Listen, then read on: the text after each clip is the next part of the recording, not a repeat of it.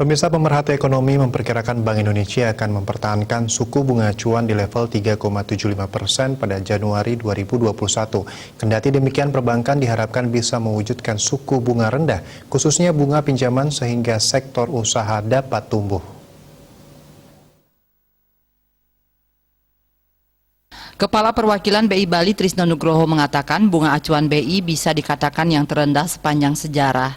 Pihaknya berharap suku bunga pinjaman bank juga bisa menurun untuk mendukung pemulihan ekonomi. Sejak awal 2020, BI telah 5 kali menurunkan suku bunga, yaitu pada Februari, Maret, Juni, Juli, dan November 2020 dengan total penurunan suku bunga sebesar 125 basis poin atau BPS.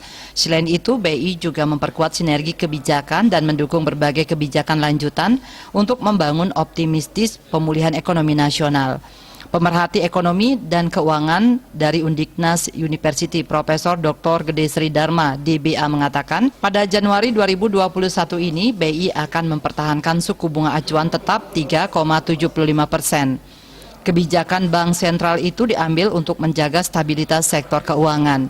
Ia beranggapan dengan dipertahankannya rezim suku bunga rendah, dunia usaha yang membutuhkan dana untuk ekspansi atau beroperasi kembali pasca pandemi dapat terpenuhi di tengah kondisi pasar yang masih penuh tantangan.